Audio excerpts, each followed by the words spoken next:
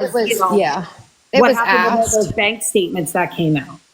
So the bank statements that came out obviously were not accurate. Obviously, everybody saw that. The 90K that she like showed me and all of that was obviously fake. Again, my bad for not looking into that better. It was a screenshot of proof and emails, and that's, I mean, so anyway, that was my fault. But then more came out. Also, somebody close sent me some screenshots today, and it looks like there's another lawyer that has been now a real attorney has been appointed to Jesse and Wade's case against the phone calls. Yeah. So that's pretty interesting as well. But she never said where any money went. I know there were emails that Coral like posted that was like a breakdown to Melissa, but she never acknowledged where the money went. And the whole $5,000 thing that she was sending to this other inmate, supposed to get $8,000 back and then 11 and 17 back, whatever.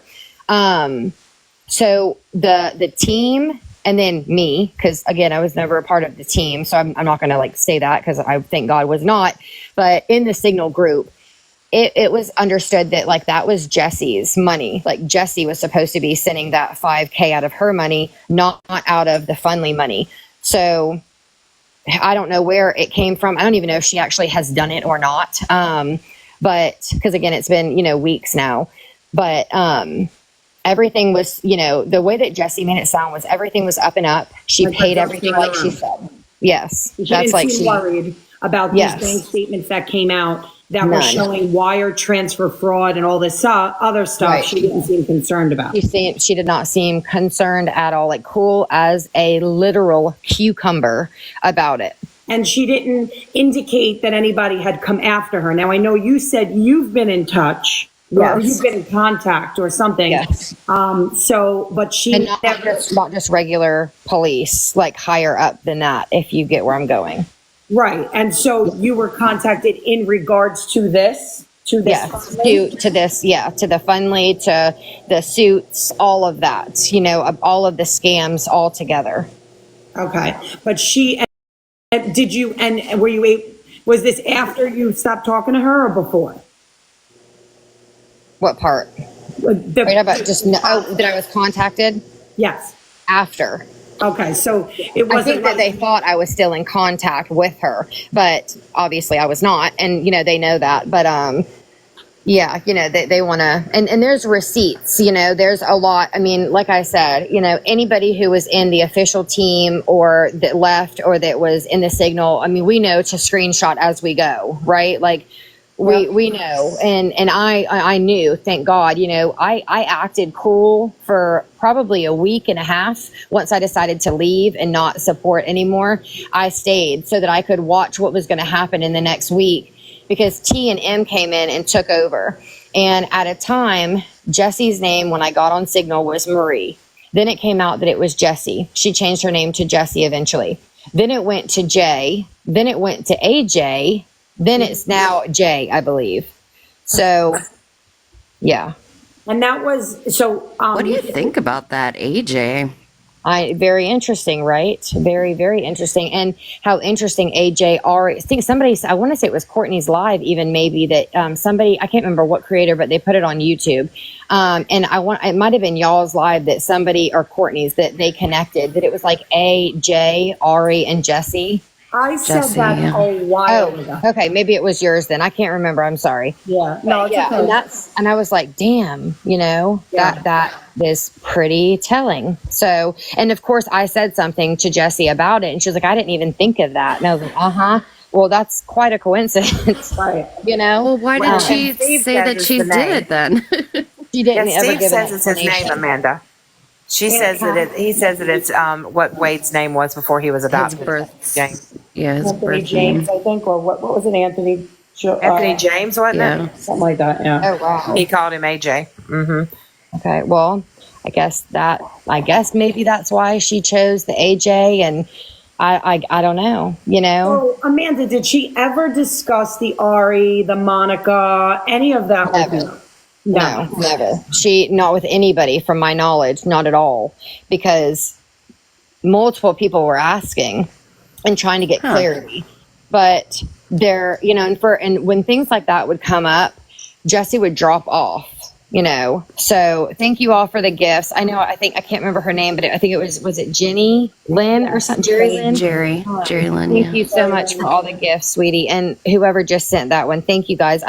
For some reason, I'm having a hard time looking at the screen and reading comments and running my mouth. Yeah, and I'm normally good at that. I'm normally really good at it. I haven't done it in a while. There it is, Jerry Lynn. I'm so sorry. Thank you, sweetie. I appreciate you. But so Jessie would kind of drop off. Her account would just kind of drop off when people would ask the hard questions, or when heat for her was getting even worse. She would kind of drop out. And then towards the end is when, right as like Sparrow, whoever was leaving the official team in the Signal group, is when T&M came in, and they were introduced to us as joining the group and the team. They were joining the official team and the group. Let me be specific, because some of the people, there was a lot of us at first in the Signal group, right? But only like 8 or so were actually official team members, if that makes sense. I know, Courtney, I'm trying. You kicked me out your live, so I've had no practice. Just kidding. So the official members, the official team Wade, their duties are what, like the more forward facing? Yeah, so they're the ones that like putting go together on. social media. Yeah, They are doing the editing, social media. And you Yeah, can tell that's by the T&M. posts, because when they put dates, they put foreign dates. They do it foreign, the way foreigners do it, backwards. So you can tell that it's people out of the country that are making those posts. Oh, absolutely. Did you all meet in person? No, we have not. Kelly and Sparrow, all real people, yes. Kelly for sure, and her and Sparrow is as well. I've talked to her as well. I'm trying to keep up with these comments now. Do you know who T&M is? So I know that Tiffany and Molly are not their real names. I have had one conversation with T on Signal before I left and quit supporting. And it was just about other people. There was somebody in the group that was a snake apparently and was giving information. So that's when they started thinning the herd, as you would, I guess, for lack of better words. And Slither. They like snakes. Snakiest. They are too. They're the snakes, but they had a bunch of issues with somebody in the Facebook group that one of the girls was running, and then another group on Snappy, and then the Signal group, and then the TikTok, and people putting stuff and information that was in the Signal group was getting leaked. So they started kicking a bunch of people out. And then it was, if you don't have time to dedicate, a lot of time for, I think it was research and something was the other group where they had all the people's information. And they said, if you don't have time to, spend a lot of time doing this, then we're going to kick you out and you can be pretty much in the report group. Val is not involved. No, she levels to it. Yeah, she X'd out about this. So Kelly left first when the calls came out, and then Sparrow left behind Kelly, and then Val left behind those two. You could tell she was hurt when all the scams came out. She didn't know. She was she was another innocent party who believed all of these lies, and then it got hit in our face that it was all lies. And so she left. She more so said that she's over by where the war is going on. So she wanted to make sure that, they were safe, her family was safe. But yeah, she was another, pretty innocent, and her and Jessie were very close as well, I believe. And, that was pretty heartbreaking, I'm sure, as well. Vivian, I don't believe, is still around. I think she's kind of been gone for a minute. She was never part of if you're talking about the phone call one, then no, she was never in the official part. So we, as of 3 weeks, because Jerry Lynn said, I don't think she's off the team. I mean, Jerry Lynn, I don't think she's ever gonna,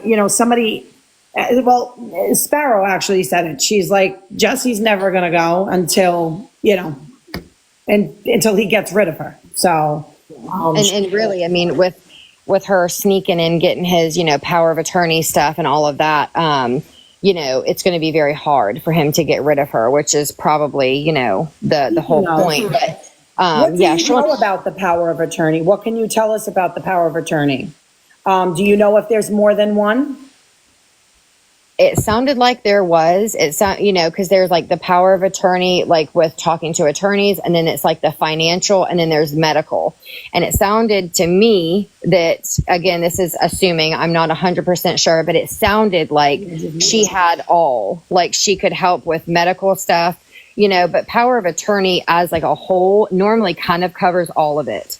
So, I mean, Steve said that she doesn't. I haven't heard, unless it was in the last 3 weeks, I haven't heard a thing about her not having that anymore. Mm-hmm. And what about, do we know if the dad had it? Before, or you mean now? Or like ever, now I guess.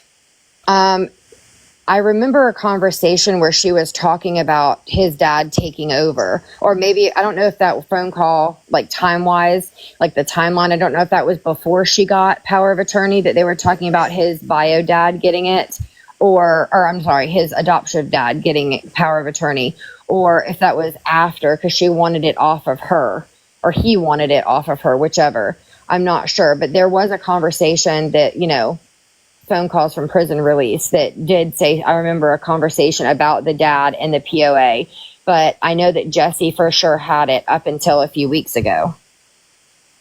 Right. And then somebody said POA cannot give medical clearance. So maybe you're referring to like, it's not really called a power of attorney. I think it's oh gosh, what is that called? Like, I believe she has the medical on top of it because of the hernia. Right. You're talking about like advanced directives? Yeah. But there's another word that I'm thinking of, but yes, basically that. Yeah. Is it healthcare proxy? Proxy. That's the word I was looking for. Silver lining. Thank you. And actually, thank you. And actually, Angel is, if I remember correctly, Angel works in Idaho on D Row, and she is a nurse, I believe. So she's probably very familiar with that stuff. Yeah. There was sorry, I'm just my phone's getting close to dying. Are donations still coming through the attorney website? I know that there have been some donations, again, like 3 weeks prior to this. But I don't know if they still are. I know that all fundraisers were supposed to be shut down, but, I believe that some are still trickling in to the attorney himself. Yes. And everything left from whatever she has paid is on Jesse's card that Jesse has to pay. So it's not his family, like everybody, like we were told. It sounds like it's Jesse's debit card, credit card, like credit, whatever that's on the line for what's owed to Ufferman. Wow, is all I'm going to say there. Yeah. Wow. Yeah, because I was told that it was his family at first. I was told that his family signed that, and that like his family, like as in assumption of family, would be his mother, his adoptive mother. Yeah, no disrespect to Steve. I respect Steve 100%. Like I have no issue with Steve. I'm just saying, like, just to be clear, that I was under the understanding that it was his adoptive parents that, signed for it, for like Ufferman, and they had to pay the rest, which was smart, I guess, because, nobody's going to want to help Jesse pay it, but they would want to help his family who's innocent pay it. Right. So, I mean, I guess like, smart to play it like that, but that was a lie that we were told. It is Jesse that is held accountable, from my understanding of all that's left to Ufferman. Wow. What webs we weave when our intent is to deceive, you guys. Yeah. Yeah, it's insane. I'm just going to run real fast and just see, because I know you said your phone's dying. And I appreciate you answering everybody's questions, and I appreciate you coming here. Thank you for having me. Yeah, of course. I really do appreciate it. And, I'd like to leave the lines of communication open for us to maybe chat again. Yes, reach out anytime. And that's Tam, let Courtney, if no pressure, but if for some reason Courtney, if she wants me to come on the live and explain anything to her followers now, because I know stuff and a lot of them paid money, I'm open to doing that as well. I don't know if she's still in here, but I obviously respect her and, want to give, that to her followers still as well. And I think that would be a level of redemption for you there, Amanda, as well. Because use that adjective. They were upset about, some of the comments that were made about the Fundley. And I think that would be absolute redemption because the same people are still in those lives, so it would be clarity for them. But I did have one more question for your phone, Dice. Of course. And I don't know if you can tell me or not, but I just have to know, and we can do this in Snap. But in your talks with, Alphabet Boys, did they mention anything about a raffle scam? Alphabet Boys. The higher ups than the local police. Think about it. I don't know what you're saying. I was like, what are we talking about? Soup? I call them the Alphabet Boys, y'all. The Alphabet Boys. Did they mention anything about the raffle scam? This is something we don't know about. Well, y'all welcome to Tamara's World. Welcome to Tamara's World. I was like, I guess I wasn't in that close. I'm just saying, did they mention anything about the raffle part of things? There were multiple things that I guess were complaints, right? I don't know if they're investigating all complaints, but it did sound like it was Suits, the raffle for the phone calls, the Fundley in general, what she did with it, commissary being, it sounded like it was in a hole. Okay, because that's just a federal law that you can't do online gaming without like state approval and stuff. I was just wondering if that was brought up because if they missed it, I was going to call them and tell them. Yeah. Hey, well, I support anybody continuing to go and report just in case, hold them accountable. So basically the team, what's left of the team, from what I understand, is basically it's all mostly, right, people that don't live in this country. Yes, it's T&M who are outside of the United States, and then Jesse. And then the research page, I believe, has like maybe 5 women in it that are also, I don't believe any of them were from the United States. And they're like 18-year-old high school students or, people here and there. And they just do the research and of other people to help with the inconsistencies in court. So the team, as far as I know, again, as of 3 weeks ago, it's just TM and Jesse. And of course, they say Jesse isn't part of the team, but it is, Yeah. How would they even know what to do or what? Like they have to have Jesse. Right. Lynn's dropped off. They would have to have her because who's going to be the go-between? Yeah. And you're saying that a lot of them are young girls too. Yes. The one, I actually have a screenshot. The one was like, when T and put out that if you don't have time to stay in here, then we're going to, pretty much send you out and you can do reporting or whatever. She said, I'm so sorry. I'm in school studying for exams. I'm in high school studying for my exams. Apparently she was 18, but she was in high school studying for exams. And I actually reached out and to Kelly, to be honest, and was like, these motherfuckers got 18-year-old minors up in this bitch, they got me completely fucked because hell no. Not with minors, baby. You ain't I hate to say it, but and I hate to say it, but who's left at this point other than people that maybe aren't bright enough to put it all together or aren't more experienced enough to figure this all out, or linguification barrier. Yes, yep, all of those things. Because there's I don't know thirst trap pages. It's all thirst trap pages. And a lot of the people that got silenced because they're worried, like Brooke, Haley, Shannon, Dawn, a lot of those people, in my opinion, are worried and they're being silent because they know that their calls can start coming out. Yeah.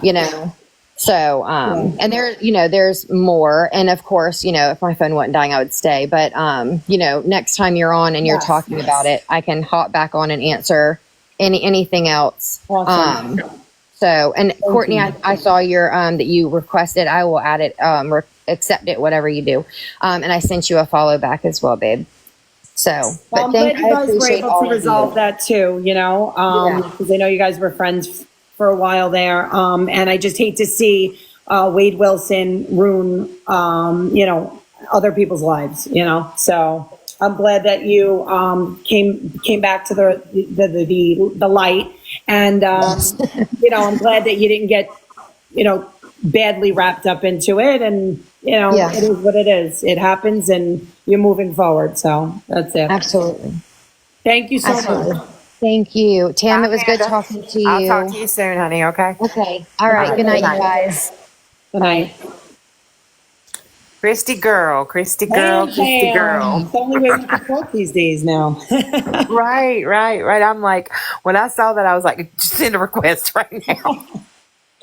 I know, and I was like, really oh did God, try. I want shit to pop off. I mean, I know, No. We're cool. I know We're you. cool. I know you're not like that, but I just tried to save her from it. You know, when I really she said did. that before you guys came in here, she was like totally like, Courtney, my voice is like 90, like I would say 90% back. So, but yeah, I, she said it before you guys came in here. She just basically was to take accountability, and she's like, especially Tamara, she tried to tell me, and, I just, I guess She was on a mission. She had something that she wanted to, see through. And I mean, I understand that, and that's pretty much how I got tangled up in it as well. But again, I tried to tell her, because I have my own story with Jesse, and how Jesse like completely discredited me and did some really incredulous things to me and didn't even know me. Now, Because, did you again, ever talk to Jesse? No, actually, Okay. I went to Courtney because, Okay. again, I was working behind the scenes. Right. I was just doing all this collectively as a hobby, per se, just looking at it being like, wow, this is insane. And I was working with a smaller podcast and funneling information through them. And they told me to get into the inner circle. So I went to April 1st. I messaged her. I told her, I said, I have things that can really help your side. I am not a Wade wife. I am not a Wade fan, is exactly what I said. Right. But I have found things that are very, they really this really needs to be looked into. So she messaged me back a couple times, and then that was when I think she got doxxed online and she kind of went away. So I went back to the podcast. I'm like, look, I'm not making any headway with her. And I took it upon myself to go to Courtney. Courtney then went to quote unquote Marie on my behalf. I was like, this girl's got stuff. Like, she's got a lot of stuff. Like, she's figured out some things. And she did not like that I knew things and could help him per se, not really help him, because again, the crimes that he committed were horrible. They were terrible. It was basically my belief of one over the other, or how things possibly happen. And again, you and I have talked offline, and I've given you my perception of things, that even though he's guilty, if other people are involved, they should be held to the same punishment. And that's kind of the angle that I was coming at it from. Not necessarily he was innocent, but maybe he didn't there was other people who played parts. Yeah. And again, I felt like they needed to be involved with this as well. Right. And that's how Kelly and her mom felt too. Because that's what Sparrow told me when I spoke to her, is that basically, that's what they felt like, basically, if there was other people involved, then yes, they need to be held accountable as well. Right. Besides the fact that she didn't believe in DP. Right. So. And again, it was never brought up at the trial. And if you actually go through the depositions, you will see that the original lawyers, I think the one lawyer, he passed away while he was on the case. He's the one who did the depositions. He was questioning certain questions that would lead back to this. And again, I spent hours reading these depositions, hours and hours of my life I'll never get back, because I was interested. Right. And I saw that they were going down that path, but then Hollander and the other guy's name, I can't remember his name off the top of my head, they never even pursued that avenue. So, and again, I've said it many times, my brother-in-law was murdered. And if there would have been another catalyst in that crime, I would want both people punished, not just one, and another one walking free. So I can put myself into those victim shoes. Okay. And so that's why I started on what I started on. So again, I was just trying to get the information I had collected that was very unknown at the time. I've come out with it since. It was actually they did the podcast, which I was actually doxxed on accidentally, but whatever. And I was just trying to get that information over to get to an attorney. Do what? What podcast are you talking about? What podcast? I would rather not say. I can tell you offline. But they actually put my face and my TikTok channel on their podcast, and 22,000 people saw it, which is why I had to take my face off for a while, my name, because I didn't know where this was going to go. I had no idea. I never wanted any clout. I never wanted any money off of it. It was just, again, I found things and I thought people should know. So when Courtney went to Jessie, she was all hyped up about it. She's like, she can really help us. And Jessie went to the smaller podcast and she did an interview. There's a hint. And she told them that I went to Courtney and I really much couldn't be trusted, and said a lot of things that weren't said in that conversation with Courtney and made me have problems with them. Oh, okay. And it really hurt. It would almost be like Griselda, and I love Griselda, my girl, our girl, going to Plug and DVS and telling them something, and DVS and Plug turning their back on her. Right. That's how I felt. Right. I felt very, very, very just, it was terrible. Like, I felt terrible. So I contacted Courtney back. I told her what happened and I agreed to go on her live, and I presented everything that I had found. And so that's when you say the rest is history, which I found all you guys, which is wonderful. But it was just, the fact that Jessie / Marie at the time, and she did the interview as Marie. There's another hint. And it was actually a bomb, and everybody made fun of that because of how she sounded like a schoolgirl on that podcast. But the fact that she literally threw me under the bus, not knowing me, not knowing anything about me. So I have really been riding her hard for a long time. And I kept saying, Marie's going to be exposed, and Courtney will tell you. And so then they have me on YouTube saying that I knew the whole time that she was being deceptive. That is not the truth. Yeah. The truth is that Courtney had a phone number that Marie had given her for the interview. And Courtney gave me the phone number, and I put it through Cash App, and it came back Jessie Tahanika. And we said, who is Jessie Tahanika?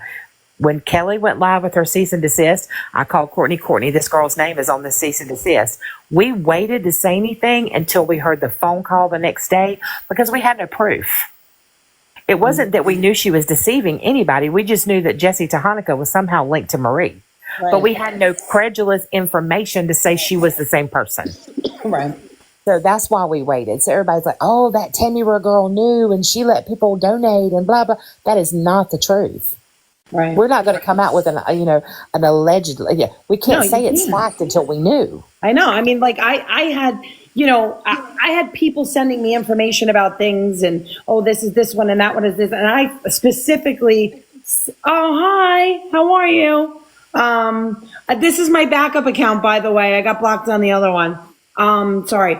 But anyway, so I had found people here and there too. And I know for sure, like two of them were accurate, but I wasn't going to be the one to put that out there. Right. We weren't either. I wasn't going out there with any type of slander because what if we were wrong? We had to hear that call to match that voice. Like there was no way. I was like, Courtney, of course it was like, we were all overwhelmed, but again, you can't make those type of accusations without proof. So all the people who slammed me for that were like, she knew, but yet they're the ones who say, oh, we come fact checked. Right. We don't say anything unless it's a fact. Well, I did the same thing. Right.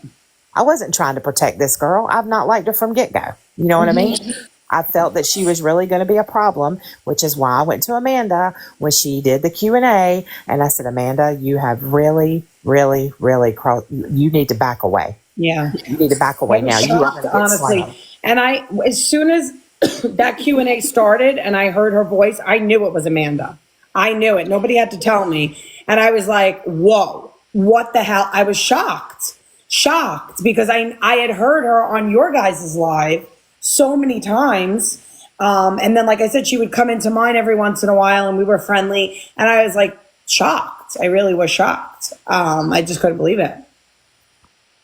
It was, it was quite, eye-opening. And again, Courtney trusted this person to come in her house because she was trying to help Wade. It was all a set-up thing. She wanted to give a positive light of him because her experience with him was positive.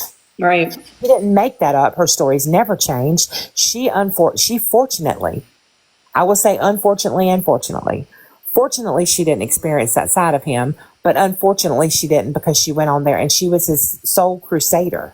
Right. Because she was the one who touched him. She was the one that could physically say, he is a tangible person in my life. I have spent time with him. He has never, ever crossed the line with me. He's never abused me. He never spoke down to me. And they used her to promote that side of him But again, when he was with Courtney, he was not on schmurgs, or however you say it. Right. So- And that was my thing always. Like, people are like, I don't understand how you could. And listen, I'm not saying I agree with everything Courtney does. I mean, I don't agree with what a lot of people, what other people do, but that doesn't mean that I just all of a sudden I'm like, no, I don't want to talk to this person. Like, I could not agree with something somebody does and still like them. You know what I mean? Or like other things about them. So my thing was, I always said, like, I'm like, look, that's her truth. You want her to get on here and lie, or do you want her to say that's her truth? That is her truth. That was her experience. It doesn't mean that he still didn't do all the things. Exactly. I still believe that he did all the things and never thought he was innocent, and thought that he got exactly what he deserved. But at the end of the day, I was like, okay, well, this is her truth, And I remember the people did get mad. The turning point with Courtney was when she heard the phone calls of the confessions. Not necessarily the first ones with Mila and Steve, but when she heard the police interviews and the confessions, Courtney was a mess. She was a bawling. I mean, she was just unconsolable because she felt like she had betrayed people, which was not the truth, because she, again, was deceived as well. Right. She came out. She gave it out. She said, you guys, I no longer support this. I am so sorry. I never was. I've always been for the victims. I just didn't feel like he did this because the person I knew could not have done this. And that's the point that she was coming from, the person she knew. So she's not a kiosk girl. She wasn't a Wade wife. She knew this man in real time, and she experienced a wonderful friendship with him. So how could you, and if you, and I beg you to go back to somebody in your past that was wonderful and kind and charming and funny and all the things that he can be.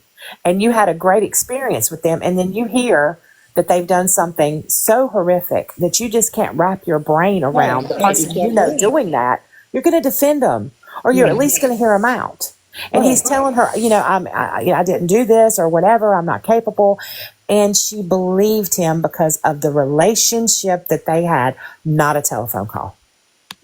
So, and so I have defended her, and people come at her all the time. And I see that somebody in your chat, I'm not good at talking and communicating and reading either. But I saw somebody was saying something. Listen to you and look in the chat. Yeah, I saw some Lala was saying something or being disrespectful where I'm concerned. But here's the difference between Jessie and I. She claims to have thick skin. I do. I've been on Reddit. They can't stand her voice. Okay, well then don't listen to me. She doesn't know what she's talking about. I beg to differ. I had 3 whiteboards at one time going, honey. I knew what was going on. You had Tam? Did you have spreadsheets? I had spreadsheets. I have templates. I had 3 whiteboards behind my door. Oh my God. And every time something new would come up, I would have to go erase my timeline, and it was not working for me. I'm OCD. But I'm not a Wade wife. I'm not a Wade widow. I'm not anything, because I've said on. What happened? Oh, sorry, your volume went out. Oh, okay. I said there were 2 calls out of all of them that hit me in the feels. And again, I'm an adopted child. We've talked about this. And when I saw the video with him and his biological father, Steve, who I have immense respect for, my heart crushed. I couldn't even talk to these girls. They called, they did a Snapchat call after it was over, and all of them will tell you, I could not speak. For me not to be able to speak, it's a bad thing. I felt him on such a level that understanding how he felt as an adopted child, and it does not matter if your family gives you the world, Kristie. You always have that rejection and abandonment built into you. Adoption is a wonderful thing. Don't get me wrong, but it leaves a scar on the child. And I was so just completely, I could understand. He looked like a little boy. And I told them, I said, I could just go bust down the walls and just hug him and tell him you're worthy. Then the next day a call came out that disgusted me. And I said, forget that. I'm back to square one. But I saw what these people see, these people who support him. Prison has changed him. He's not the same person he went in 5 years ago, that very vulnerable young man that was talking to his father. He's hardened criminal. For sure. There's a difference. And I think I do think that he even built himself up to what he was when he committed these unalivings. He built that life up from, where he started, because he kind of was always in and out of trouble. So I think he built himself into what he turned out to be. That's my personal opinion. I definitely understand what you're saying. I mean, obviously I wasn't adopted. I didn't adopt children, so I can't speak on something that I have no experience with. I do know people that are adopted, and I don't know if all right, I want to say this and you tell me if it's wrong. Do you think that it's every person that's adopted, or do you think that there are some people that don't feel that abandoned? Well, I can only speak from my experience with it. And I have spoken to many, many people who have been adopted, and they do all have that. It's almost like a thing. And as a child growing up, I knew. So it was not something that was sprung on me like later in life. I knew, and it was explained to me, and that my biological mother was their angel, and she gave them the gift of me. And I was praised, I was spoiled, so we're spinning my mouth, the whole 9 yards.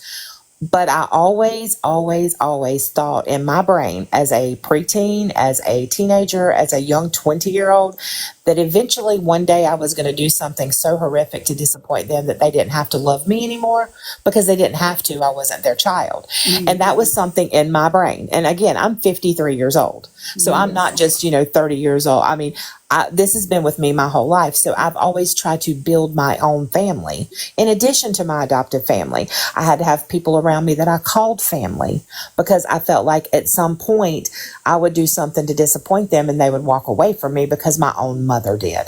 And I have found that that is pretty much, from the people that I've spoken to, that all of them have that on some spectrum, that they would not be loved because they weren't biological. And I grew up with two sisters who were biological, and they were biological sisters. So I always felt like, they love them because they're their family, because you're taught to love from a very young age, love people you don't know. Mm. And there's a silver lining. I did find my family this year, and I'm number 13 of 14, you guys. Oh my God. I still have 9 living siblings. So you have a big family. I do have a big family, and I was the only one given up for adoption. Oh, so finding that out has triggered a lot of that. And I found this out in March, and I started this in July. Yeah, so again, that was kind of the pull to me, honestly. But I don't think that people who are adopted necessarily commit crimes like they try to play that off as. But I can see his insecurities. I can see where he was insecure, or where he had this desire to be loved. Right. And again, it's a psychological thing. I told you earlier that I just profile people off the hip, and I can definitely see how he was literally, in that interview with his dad, like asking about his mom, I mean, it just was very pitiful to me. And that one really got me in the feels. I'll be honest about that. That one took me out. Took me out for days. Yeah, but then, like I said, the next day, I saw it differently, to be honest. And that's the thing that's nice about people, is opinion, is it's just an opinion. I don't know, right? I don't know him. I don't know anybody involved in this case. It's just my opinion. I saw it differently. I did see something, but I thought I was going to see more. I was quite disappointed, to be honest with you. I saw, the head down. I saw that, but I saw somebody who was taking an opportunity, and I was really disappointed when I saw how he basically, when he saw that Steve was going to help him, and he's like, oh, so you're going to get me an attorney, or you're going to help me? I feel like that's when he perked up, and that's when he was willing to talk. That's what I saw. I know a lot of people saw disappointment in him and wanting to talk because they felt like he was doing it because that was the only time he showed remorse.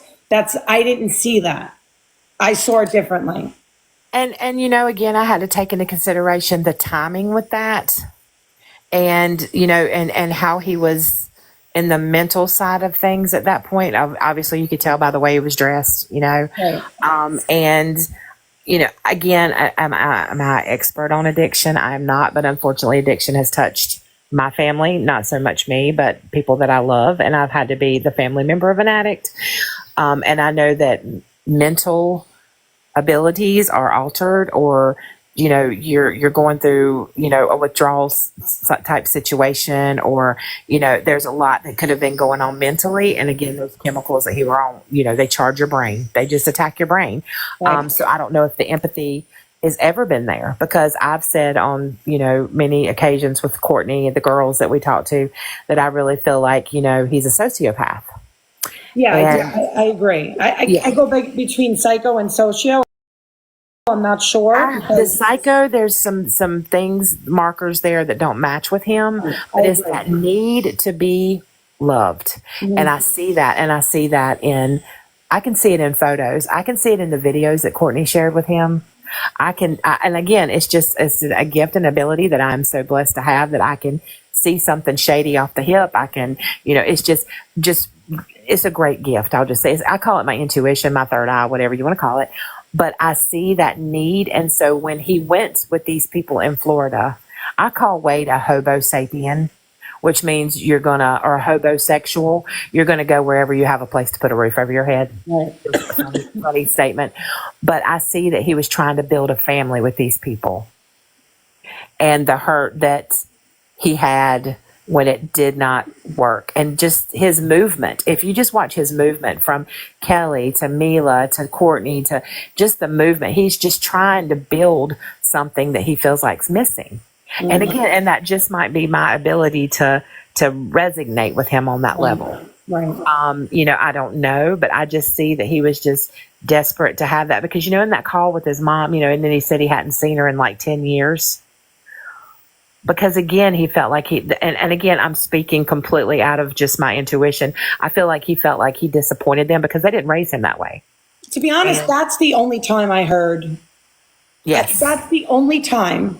And I know this, I don't mean this to be hurtful, because I do have a lot of respect for Steve as well. And I do agree that there is a connection with Wade and Steve. I do think that there's some connection there.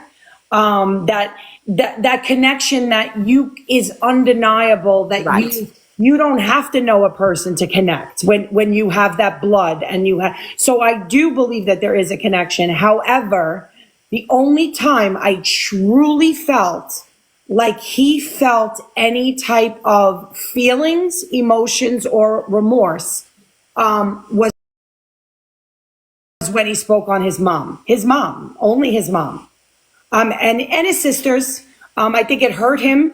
It hurt him that his sister called him a monster. I think it hurt him. But I think when he spoke about his mom, it was powerful, because it was powerful listening to it, because he almost showed us that he doesn't know how to love her the right way. Exactly. He said it. And that was what I said. There were 2 calls that got to me, and that was the other one. Because you could hear in his voice that he was so wrecked by the disappointment she had for him. And he kept saying, I love you. I love you. And then he says, I don't even know how to love her the way she loves me. Right. And I mean, listen, our parents, listen, I'm a mom, right? My kids don't know how to love me the way I love them. Exactly. But so I get that. But you can almost hear that he knows that something's wrong, that he doesn't have the ability to love the way he's supposed to love. Which leads me back to the sociopath And I don't know, the diagnoses that they gave him, that he's definitely neurodivergent, like definitely. And they're missing that. And that was, he's got a personality disorder, which is very hard to treat. Absolutely. Very. And, and I'm listening, and the doctor's going through, and he's talking about the brain, and then the MD gets up there and he's talking about the brain from his aspect. And the whole time I'm screaming at my TV, and I'm saying, you are a coroner. You look at brains of deceased people. Right. You're not looking at a brain in function. Yeah. So you have no correlation to what they're, and I'm screaming at my TV, like literally. I'm like, and they're going to listen to this guy. Because like CTE, they can find it, after the person's deceased. Right. Because they can't see it in an active brain. So it's very hard to figure that out. But when I look at Wade, I see somebody who is definitely neurodivergent. He's got some type of issue going on. I see the sociopath tendencies. And again, those kind of people are institutionalized because that's where they can function the best when they are institutionalized. And I mean by being put in prison. And what you said is exactly the truth, because that's where I think he wants to be. He thrives in prison. He's comfortable there. He's Yes, comfortable there. absolutely. He's not left to work himself in the real world because he can't fit in because of all of the issues that he has, because he does know something's wrong. Yes. I truly believe that. And, you know, and again, is he a slime ball for what he's done to these women? Yes. But every person that's in that jail that's on that call does the same thing. That is the way of life in the institutionalized world. Yeah. And let's just be clear that, and I've said this many, many times, but let's just be clear. These are just explanations. They're not excuses. They're just absolutely not. explanations for why the people no. behave the way they behave. But at the end of the day, it's not an excuse, and he's where he needs to be, and he's guilty and all of that. So no matter what, exactly. there's no excuse for it. It's just that it's a way of us understanding sometimes why people are the way they are. That's all. And my gut feeling on this, Kristie, and you know, you might disagree with me, but when I started on this case, I looked at it and he had been arrested 46 times before this. And in my opinion, and this is strictly my opinion, every judge,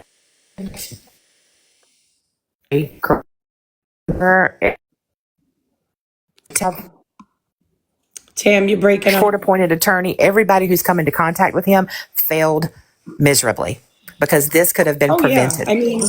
I'm sorry. I said this could have been prevented because of everybody he's come in contact with. Over 46 arrests. Somebody should have identified this, and they, in my opinion, again, I'll say this, should hold some responsibility. And I'm not talking about punitively or jail time or anything like that, but I hope they hold a conscious part of that. This is a contribution to what happened because this should have been stopped. 100%. And it happens too many times, where all the time, multiple times.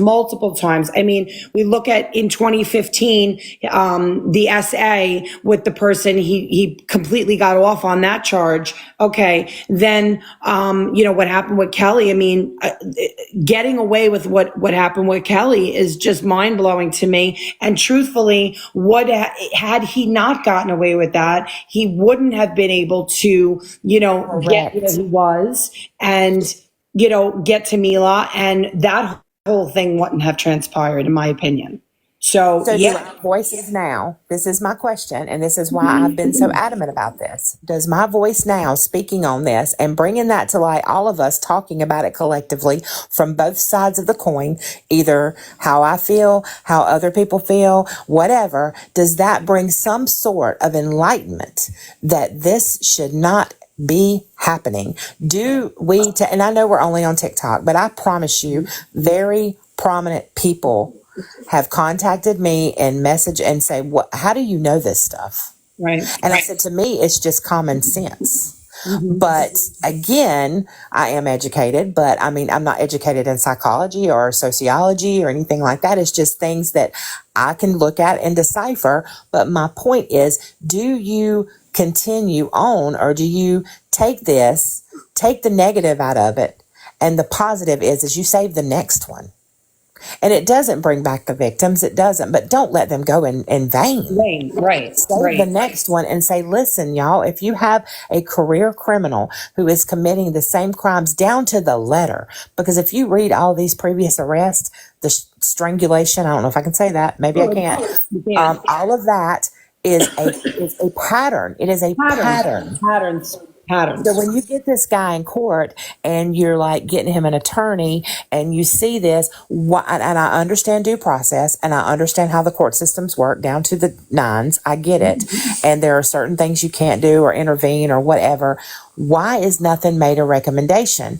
Because I will tell you, when my brother-in-law was murdered, the girl who actually committed the crime was an addict. And when her bond hearing came up, I went before the judge with the DA and said, I understand you're going to give her bond, but can I make a request for said bond? Because she was in jail under vehicular homicide. And he said, what is your request? I said, I would like her remanded to a rehab facility until she goes to court. So when she does go to court and she does hear all this live, she is sober. She can take in everything that she's done, and she can be a better mother to her children, a better daughter to her parents. And that is my request. And they remanded her to a mandatory state-funded rehab facility until the day we went to court. And when she was in court and I was able to address her for the crimes that she committed against my family, she was able to understand what I was saying to her. Right, exactly. So just something of that alignment is that, you know, things can be changed. And people don't understand that, you know, maybe something like this and all the attention that this is thwarted might come out into a positive light. Right. Because it's bringing awareness that we cannot continue to allow, because time and time again, you know, in a lot of these cases where there's unalivings, there are signs, there are prior, you know, arrests. So a lot of the times, I'm not saying all of the times, but I'm saying a lot of the times, there are signs and prior arrests and things that, you know, lead up to it. And so what are we going to do to change that so that we have this information and we stop this from happening? You know, it's like the school, you know, the school. Yeah. Mm-hmm. I know what you're saying. Right? Okay. It's all of these things. What are we doing to stop this from happening? What are we doing to prevent these things from happening when we already know? We're all sitting here with the answers, right? Right. It's not the answers, but, you know, one of the answer is, how about it doesn't happen 42 times before, you know, it's like that intersection that needs the stop sign. And until somebody gets unalived and, you know, and crashes, that's when they finally put the stop sign up, you know, after someone gets unalived at that intersection, you know. There's one word that I can give you that would just wrap all this into a bow, one word, and it's called escalation. Things escalate. Mm-hmm. So when you have, and, you know, and we go back to the Dahmer case, what did he do? He mutilated animals. Yeah. That was a telltale sign. And he did this with his father. So it makes me look back at his father and say, what crimes did you commit? Because again, as an outsider looking in, and I think that this should be something that should be educated. I think that, you know, I have the utmost respect for police officers, detectives. I have the utmost respect for them. But should this be something that they have these profilers come in on these, I mean, and look at these cases and be like, you know what? I think there's a pattern here and maybe we need to intervene.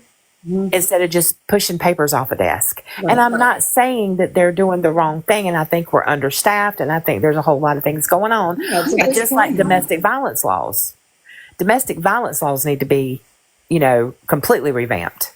Mm-hmm. Because, y'all, I'm telling you, as a prior victim, when I was a victim of domestic assault and the police told me that there was nothing that I could do because we cohabitated, and that that was both of our residents, and I could not lock him out of the house and he could break a window and he broke no law. Y'all, that is obscene. That's terrible. Yep. That is awful. And I'm not safe in my own home because he cohabitates with me, but he broke the law. I mean, it blows my mind. So if you think about that, and then you think about when the child was the 16-year-old that we've all read the reports, and he was found innocent of that by a jury of his peers, y'all. Just let me say that. He was found innocent of that. Because what do? We always blame the victim in those cases. What were you wearing? What were you doing? Were you being provocative? Yeah. As a woman, that's very detrimental. Yeah.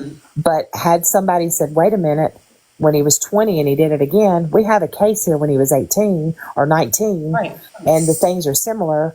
As a criminal prosecuting attorney, I know that I can't bring that up in this case because it's not relevant, but I can bring up that I have, you know, some type of situation of a pattern, and maybe we should throw that out, that he gets some kind of counseling or reevaluation, something. Right. There has to be something they can do. And I don't know what that is, and maybe that's what got us all cranked on this. I don't know.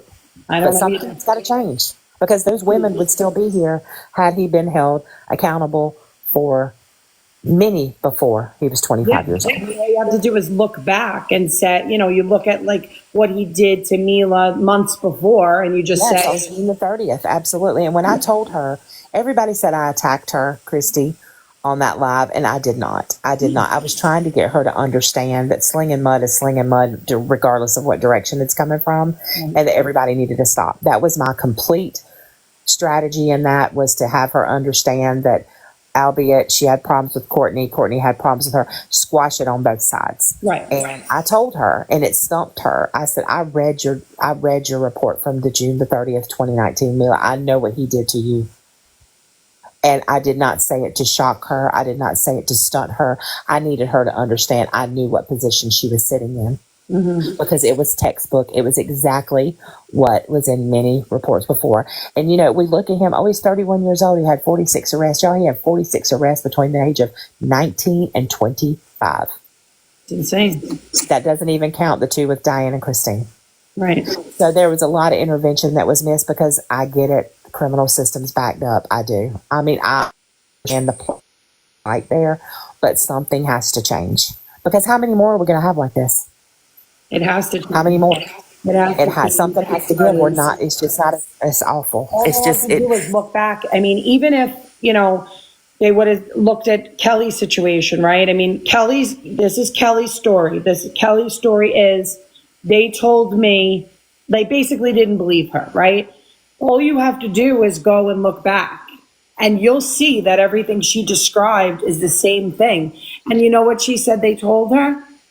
Or no, they didn't tell her, but then people on the internet were saying, well, you just looked at the old reports and you used the same thing. And that's terrible to me, because victim blaming and going after victims, whether you believe them or not, is just, in my opinion, wrong. But the patterns were the patterns. You can't change that. The tying the clothes around her, exactly, the biting, putting her on the floorboard like he did with his his first SA victim that was on file. We don't know how many other people he did it to that we don't know about. We don't know about other victims that, we don't know, the people that didn't come forward. I'm sure he has other victims that have not come forward. So, we really just don't know, but we do know that if you talk to these people, the pattern is the same. And I made a video on my TikTok, and I posted it, and I showed even what he did in the unalivings compared to what he did to Mila 3 months before. Very similar, tying the clothes around the victim. Obviously this with everyone, just all these same patterns. You have to say, come on now. What are we going to do about this? How are we going to stop this from happening again? And it was missed. Right. And so do they just say at the end of the day, oops, we're sorry, you don't have two loved ones here because we missed all the signs? No, that's not going to cut it. So there should be some accountability. Like something should be done in their name, some type of law or something. And I don't even know how to begin to do something like that. That's just not my cup of tea. Right. But something needs to be proposed that when you have multiple, of the same, stop it before it gets to this point. And again, is it something that would benefit the perpetrator? Absolutely. But we don't put people in prison to rehabilitate them anymore. No, there is no rehabilitation in prison. No, there is no rehabilitation. And that is kind of what the penal system set up to do, is either, rehabilitate, assess, whatever, and that's not happening. Right. I do know people who have been to prison who come out and are fantastic people and live a great life and turn their whole life around. But then I see the ones who are just literally like a revolving door, in and out, in and out. They went in. Exactly. Because that institutional life and having to learn to do what he's doing right now. And I'm not making excuses for him, but that's what they all do. Yeah. They all do this. This is the game. And you've heard Jumpsuit Pablo say it 1,000 times. Oh, yeah. He's seen that game. He's seen where people have been tied up and begging their loved ones for money because they're being held or going to be, whatevered. I can't say the word. Right. If they don't send money, and the prisoner is behind the whole thing. They're doing this to their own family. There is a level of mentality that when you get in there, we do have ideal prisoners. Like we have people who go in and they, they do their best that they can while they're in jail, and they become trustees or whatever. And they, and then what do? They introduce the stuff into the prison. Yeah, I think the Menendez brothers did a great job at rehabilitation. Well, I don't, I have a lot of different feelings, but at the end of the day, they were model prisoners. Right. I truthfully, this is just my opinion, I don't believe that Wade is rehabilitatable. No, I don't either. I think he needed intervention at a very early age. Right. Because I am one of the people that do believe that mental illness is hereditary. Oh yeah, for sure. It definitely is, because imbalances are hereditary. It's hereditary. My mom had it and my grandmother had it. So we've heard Steve speak on his mom. We've heard Steve speak on his mom, and that he felt like when she gave him up for adoption that really triggered something with her. But if she has mental illness, it was just a matter of time.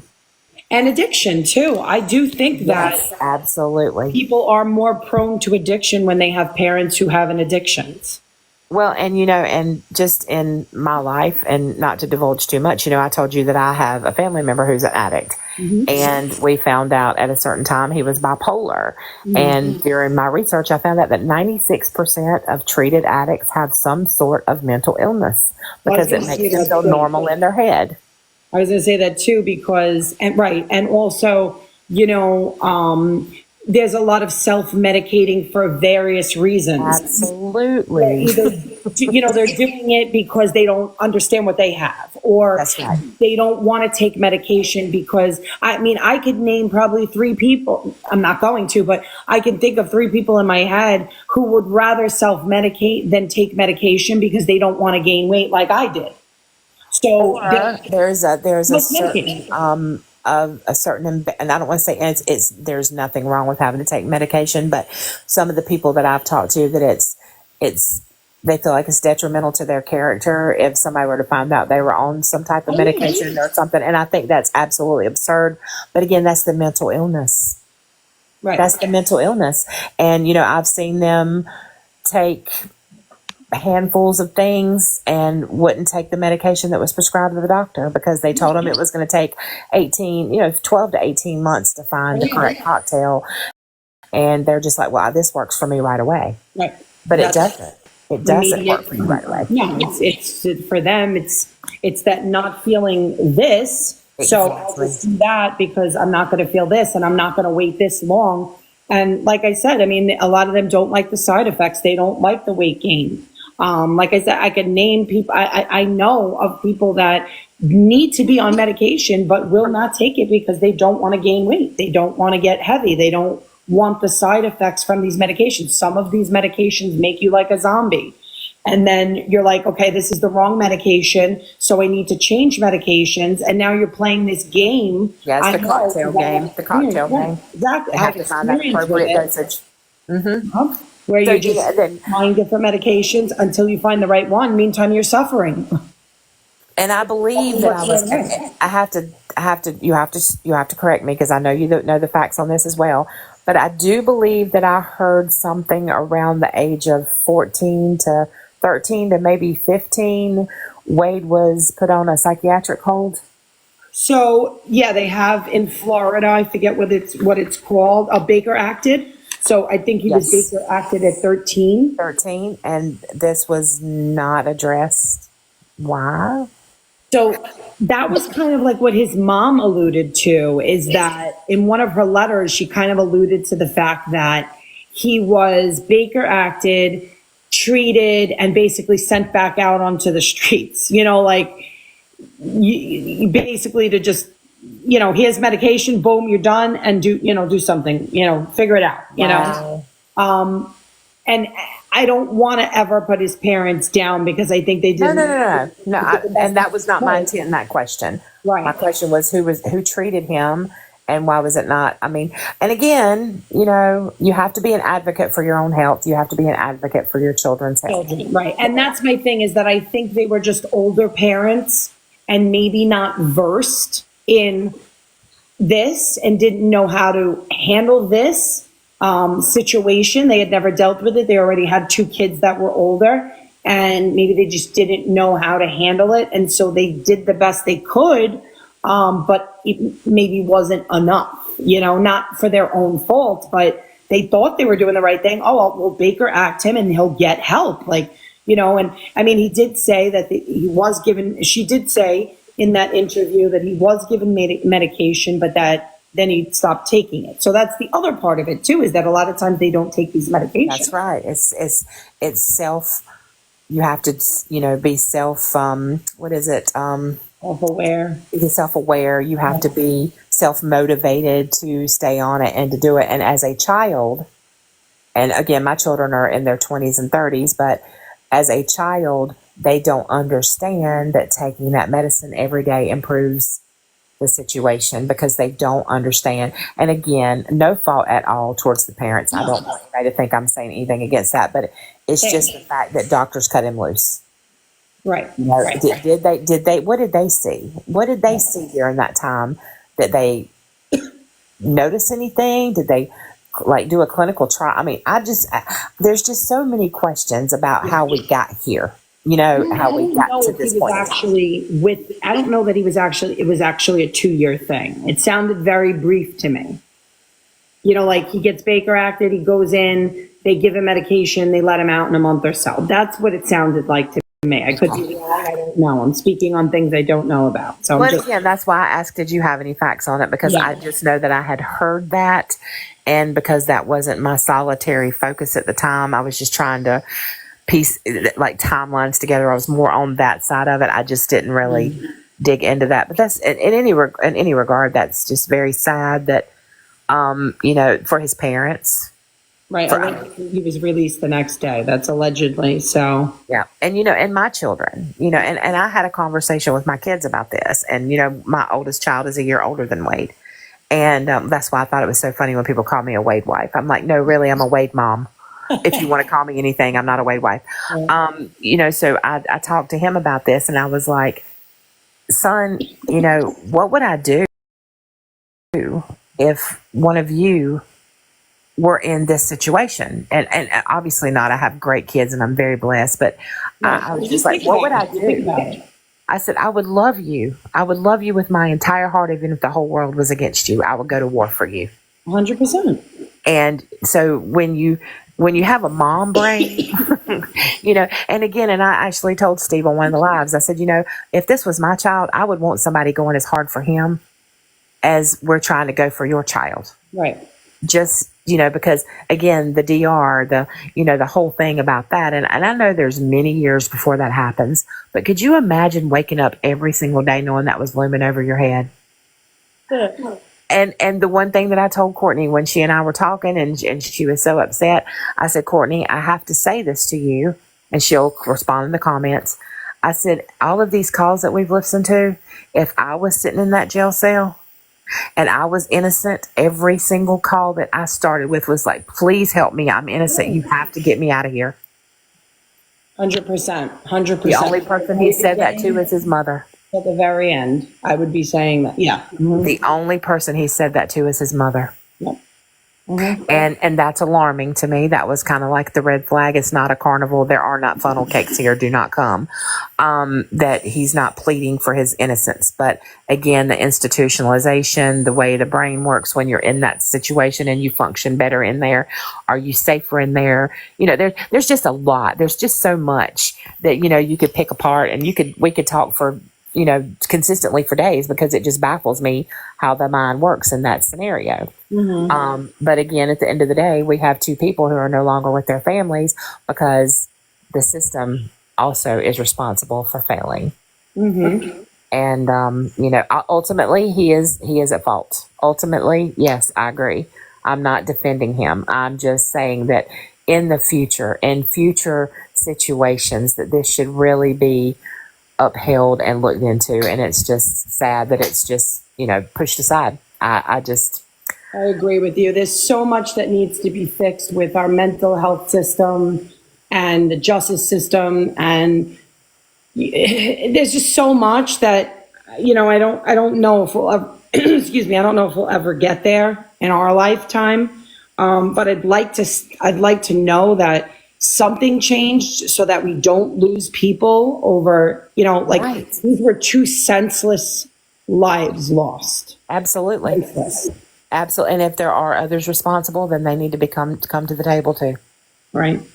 And if they run that street, if they run that to a dead end and there's nobody else, if there's no proof or anything like that, then so be it. But at least look at all of the multifaceted things that are going on here, because there are some strange things. I don't know if you saw it in the chat, but somebody in the accused group was arrested and is in Lee County. I don't know if you saw that in the chat earlier. I did. I was just like, is that real? Because I know he was arrested a couple months ago. That's real again? I don't know. They said it was yesterday. So I'm just saying you're dealing with a savory cast, and I say savory because Right. Italians love savory things, so that's why I'm using that word. There's a lot of interesting things there. That's all I'll say. Yeah, for sure. I don't know if listen, I'm going to be careful what I say, right? Exactly. That's why I said to talk savory. offline. Mm-hmm. But there are some truths to some things, but I don't know that it has anything to do with his actions. That's all I'm going to say. Absolutely. And I will agree with that. But I just, like I said, if they just looked into it, I think that would pacify people with questions. Yeah. If the police, and again, I'm not downing the police. I am a police supporter. If any of your husbands or fathers or police officers, I stand behind them 110%. But I think that it was very sloppy police work on this And case. it's, every day we see sloppy police work. So I could have done a much better job. I'm just kidding. That's just a joke. I could have done a much better job being a lawyer too, just so you know. But my point is I think that when you have a case of this magnitude and you have the crimes that were committed and you have two people who have been taken away from this earth by the hands of another, then you should do your due diligence and have every stone unturned. That's my point. Then there would have never been a conspiracy. There would have never been this hoopla. Yeah. I can't say that he wouldn't have gotten the attention of the world, because I don't know if you remember that one guy. His name was Jeremy. He was a biracial young man. He had the piercing blue eyes. What was his name? Jeremy Meeks. Yeah. Oh my goodness. Was he not beautiful? Now, he was beautiful. I don't care what anybody says. That man was pretty. So, I mean, he had the hoopla behind him. Aaron had the hoopla behind him. The Menendez brothers had the hoopla behind him. Ted Bundy. I mean, we could go on for days. It happens. But I don't think the conspiracy theories, the lack of evidence, I don't think all that would have come about, and it could have been very well prevented had they done their job better. I will say. Right.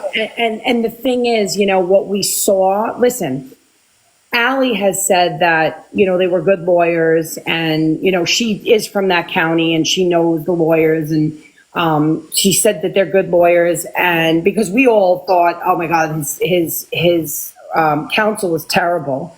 I'm still not convinced that they're good lawyers, but I don't know. I can't speak about what went on behind the scenes. Right. But he was not cooperative with them. He changed lawyers several times. So there's clearly an issue there with him. But I think if we didn't see some of the things they did, like when they whispered this is going to be his last walk before, and the sleeping, the lack of questioning witnesses, the absence of it wasn't a good look. remarks. There was just so much. And somebody asking the question in the comments, they said something about the phones, and there is one phone that was missing from a chain of command. I will say that, which is suspicious. That is suspicious. But as far as what I think will happen on appeal, I think he'll be given life. I really believe that he will be given life, and the DP will be removed. That's what I said too. Eventually, when all is said and done, I think he's got COVID on his side. The fact that things were delayed because of COVID, the law change. I think he was the first person under the new law change to get DP. So, and you got to remember, I mean, had his case not been delayed, he would have fallen into the old law. So I definitely think, and if you, I think it was 82% when I looked it up, because this is months ago now. I think it was like 82% do get it changed. So I agree. I think that's what will end up happening, but I don't think that's what he wants. No, it's not, because it will not work in his favor, because somebody will take him out. Right. Because he will not be remanded to protective custody once the hoopla wears down. He's not anyone of that credentialing. He's not credulous where he will be considered in protective custody. Right now, he's in protective custody because of the hoopla around it and where he's at. So once he gets transferred, that will be down, which it will. It will die down. Absolutely. He will no longer be considered a public figure, and nobody will give two shits about Wade Wilson and whether or not he gets shanked. So you said it. I wasn't going to, but that's exactly what's going to happen. Yeah. But so yes, I do believe that will be like downplayed. Yeah. But there was something else interesting, and I actually, if you talk to Allie, I'm sure she's been advised not to talk to us, but if you do, I want to know, because I was told, and I saw a report about it, but again, we know how fake news is that 2 of the jurors were Spanish speaking and had to have an interpreter. That was true. Yeah. Okay. So can you imagine trying to interpret into a secondary language all of this material to make that decision? I can't believe the defense signed off on those witnesses, Kristie. Me neither. If that was that's where I see a failure. Nuts. That was the first part that I saw a failure. But, and then as it continued to go along, and like I said, the absence of an opening statement, had Hollander, or what was the other guy's name? Shirley, had they presented in their opening argument that there was the potential that the drugs he took were FLACCA, he could have used that in his closing argument. But if you notice in the closing argument, she slapped her hand down and said evidentiary support, because he didn't introduce it in the opening arguments. Why did they not do a toxicology screen on him to see what was in his system? They did not do a toxicology. I don't get that. I don't get that at all. So again, the sloppy work that was thrown together, and what really grinded my gears, let me just tell you, we're talking about trauma. I don't think he had a good defense, honestly. I don't think he had a good defense. I think at minimum, if they would have been better at their job, they would have maybe gotten DP off the table. But I think the result would have been the same. That's my opinion. But anyway, I'm sorry. I agree. But when you have people up there, and this one, it just sticks out to me so bad, Kristie, and I'm just going to, every time I talk about the trial, we had a detective up there who found the second victim, and out of respect for, I'm not, whatever. And he mentioned in his freaking testimony that he saw one vulture, and it led him there. Yeah, now listen, I live in Georgia. They live in Florida. We have dead gators. We have armadillos. We have deer. We have turtles. We have all kinds of deceased wildlife. And you might have one vulture. Had I seen 20 vultures, that might have sparked my interest. You understand what I'm saying? Yeah. One drove you there. There's just so much. What do you think actually you think that they had some sort of, because I know her body was found before he confessed. Yes. So, and again, these are the conspiracy theories. This is what this is all fed off of, is that the tire tracks in the grass and other places did not match the vehicle he was driving. Right. So if we remember back to the O.J. Simpson trial, and Johnny Cochran's, and I've said this on Courtney's Live, so I'm repeating myself, his favorite, or the thing that we remember most about the O.J. Simpson trial that Johnny Cochran said was what? Well, he doesn't fit. You must have quit. That's where all the conspiracy is born from. How can you be, he wasn't in 2 separate cars. Yeah. So what other car was there, if any? So again, if the police work had been done appropriately, they could dispel that. Yeah. But then they asked the girl, who's the only person that I think told the absolute 110% truth on the stand, was the DNA person. Mm-hmm. And when they asked her, did you collect DNA from under the car? No, we didn't. We collected a swab off the bumper. Well, was it tested? No, it was not. Why? That could have dispelled everything. Because if you hit a deer, you've got DNA up underneath your car, do you trade that sucker? I'm just saying. Yeah. Yeah, there were definitely things that were questionable, and that's what, like you said, where I think these conspiracy people are going with it and why they're still holding on to that. I wouldn't, because I feel the way I feel, and you know, unless you give me some real hard shit, I'm still going where I'm going. Well, and me as well. But again, that's where all this is stemmed from, was their inability to. I mean, and again, in any other trial, you have to prove the evidence, and they just didn't do it. They just stopped. They thought they had it. I don't think it reflects me back to the other case in Florida that literally was a social media storm, which was Casey Anthony. Yeah, they weren't having another Casey Anthony. I'm telling you. Right. And you know, so my thing is just do your damn work. I'm sorry. Yeah. And people think I'm defending him when I say these things, and I'm not defending him. No, we're talking about, you know, I'm talking about the absence of what should have been done. Right. It's a totally different thing. You know, again, so many things could come into that in the normal world. So if that would have happened in, you know, I don't know if you've seen the case about the little boy in Georgia that the mother just went to trial, and he was 18 months old, and her and the grandmother were charged. Well, I lived that. I lived here. It was terrible. Yeah. But the police work was on point, Kristie. The police work was on point. There was no question. There was no sliver of any doubt. Right. Because they were connected to that little boy. You know, everybody in the community was connected to that little boy. That was our little boy. And had they done that with the victims there, this would not have become I call it an epidemic. It's an epidemic.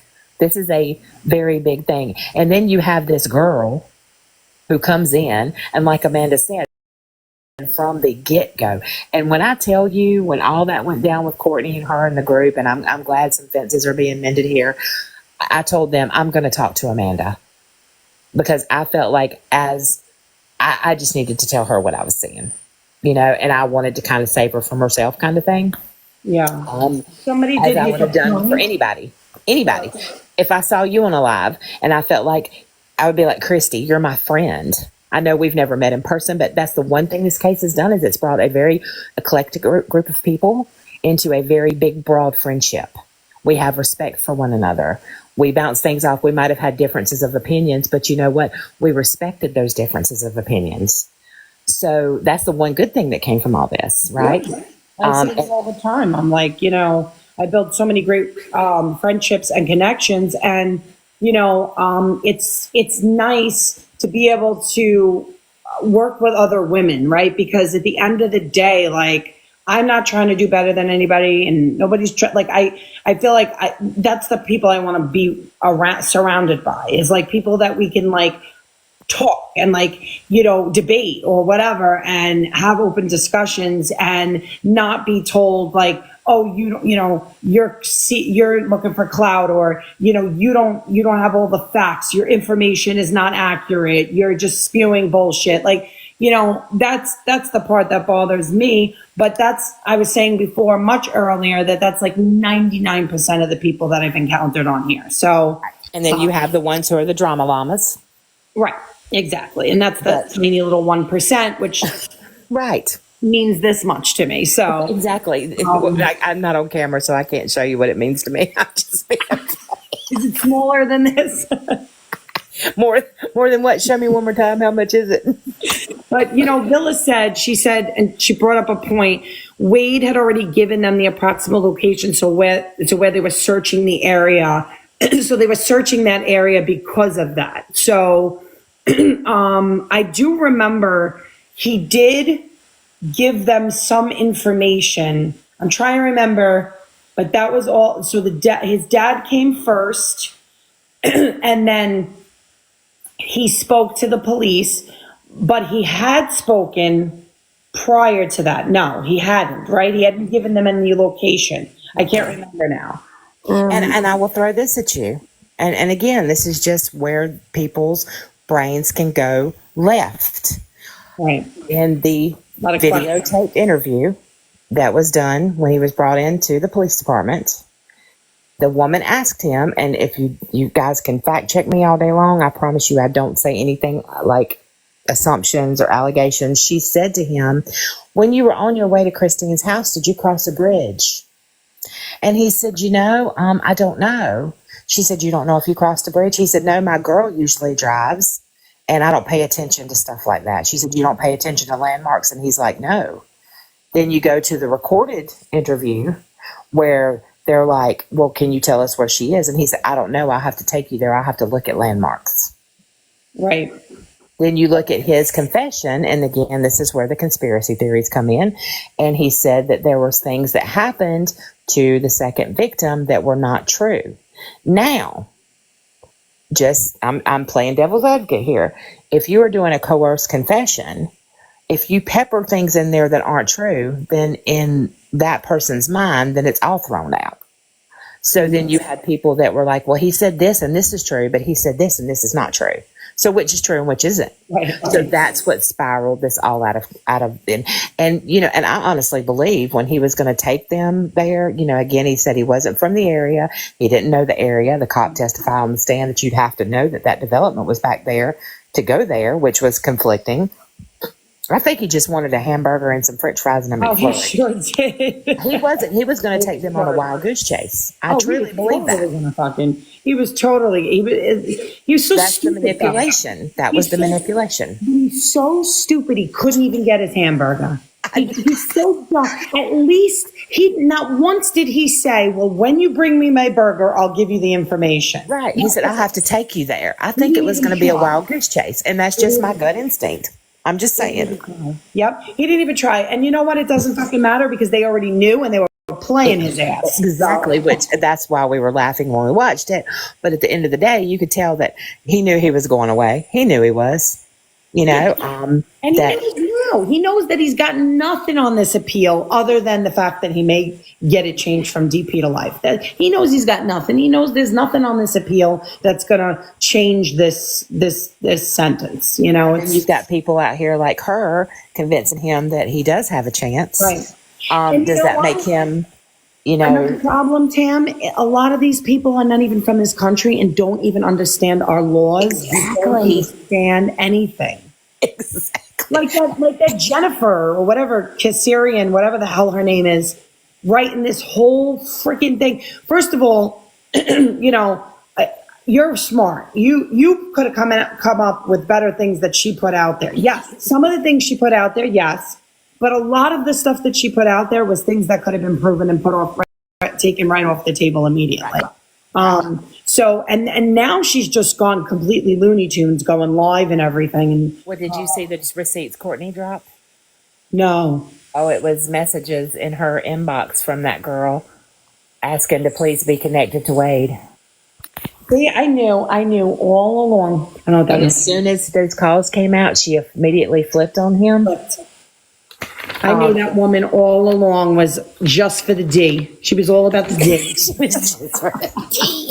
None of them can get it. I think it's ridiculous. I never seen anything like it. I think honestly that's why this case is going to be one of these cases we talk, like, we're not going to talk about it forever, but we're going to always talk back about it. We're going to reference it. Yep.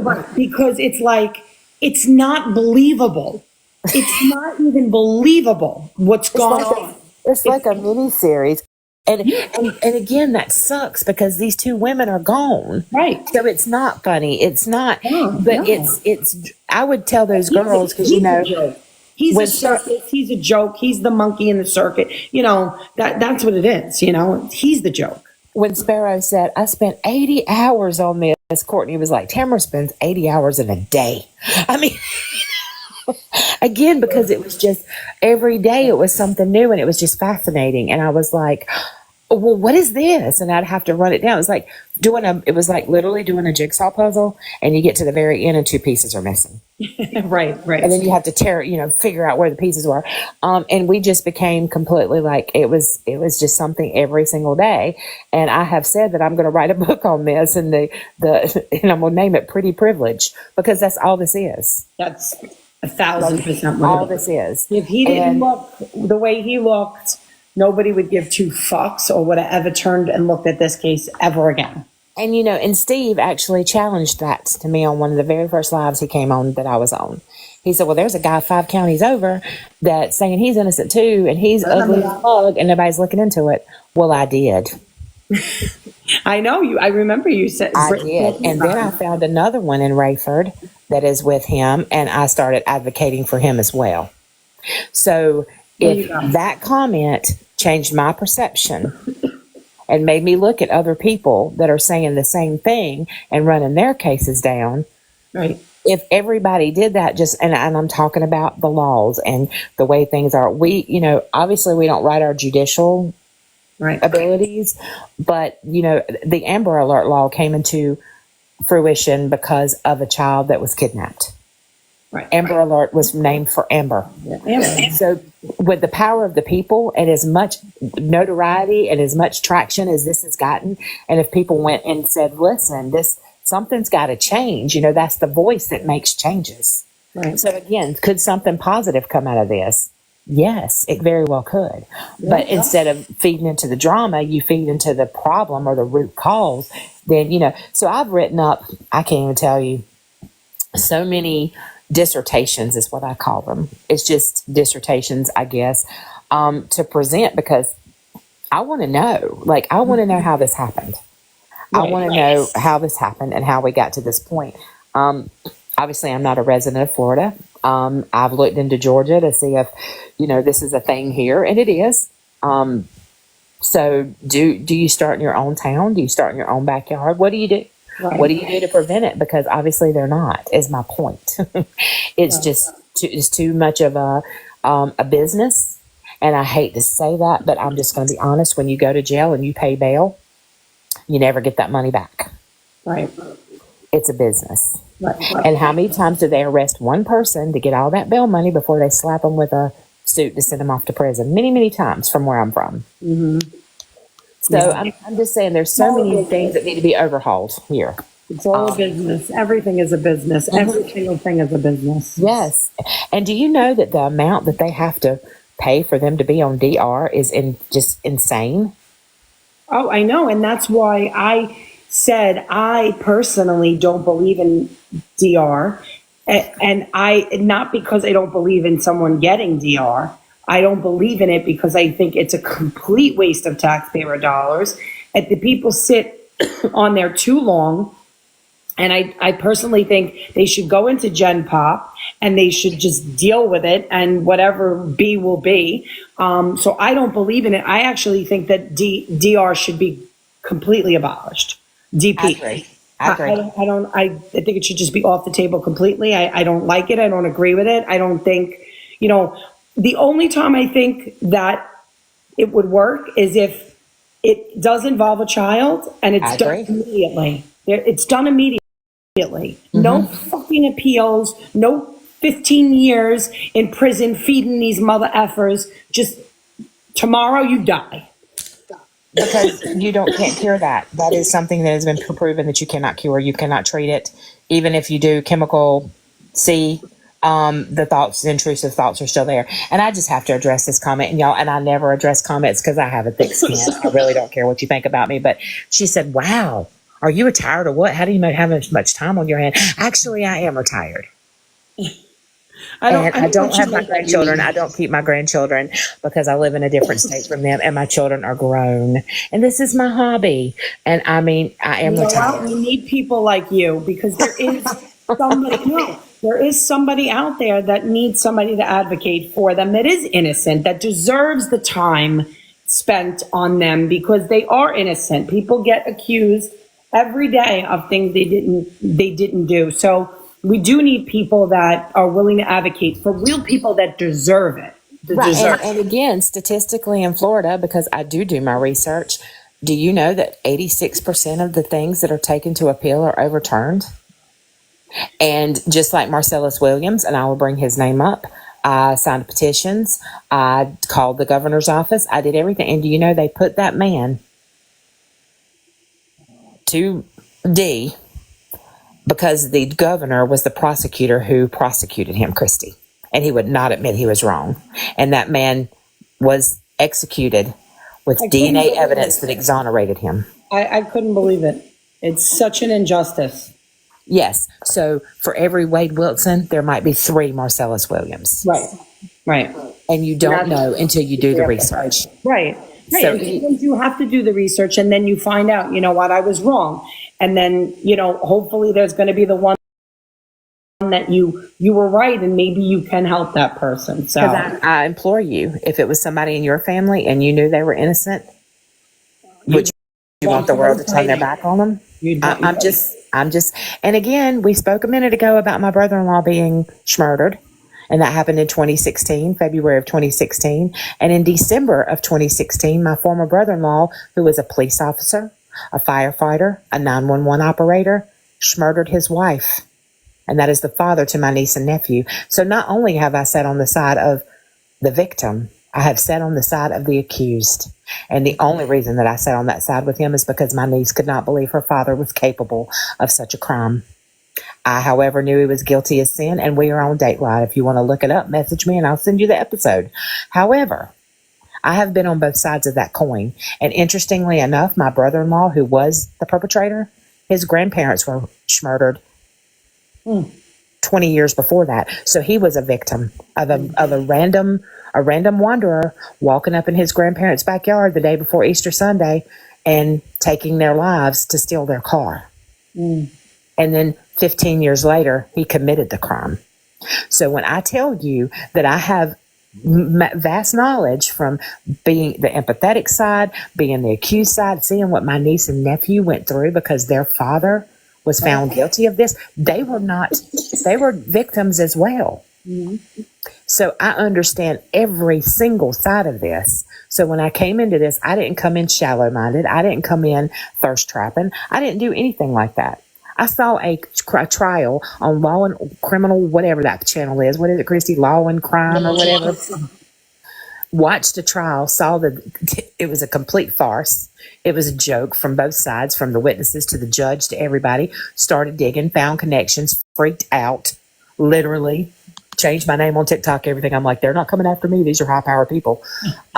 So there were a lot of linkages and things like that. It had nothing to do with him. People love to spin me into that, and I'm like, no. I was the voice of reason on those calls. Again, I supported Courtney because Courtney had a physical, and I'm not being ugly there. I mean, she had a physical attachment to this man. Right, exactly. She believed in her friend, and I commend her on that because she went hard for him, and when she realized she was wrong, she said she was wrong. And he turned on her. And can you imagine that betrayal? That you went so hard for somebody that you cared about and you truly believed in, and they turned on you like a viper like that. Right. And then you faced down the world for them. Like, I can't even imagine her feeling. And she was hurt. Y'all, she was hurt. And she's a human. So a lot of people like to take a lot of flack out on Courtney, but I don't know if you've noticed that most of the tide is changing with her. And that's great. Right. She was a target for a very long time. And I just felt like, I can help you. I can help you kind of thwart this and explain it in a different way. So don't think I'm defending him, because that is not the case. Right. And I actually did write him 2 times in Lee County Jail, and it very well might be on some of the next emails are coming up. Your emails, but I did it through PinMates, so I don't know if that scans into it. Are you going to be on Patreon at all? No, absolutely not. It was more of, I have information. I need to ask questions. Like, you have people out here fighting for you and trying to help you. And I was kind of on the fence about, I needed questions answered. And then when I saw the very first calls that were put out with Mila, when he was first arrived, I blocked him immediately.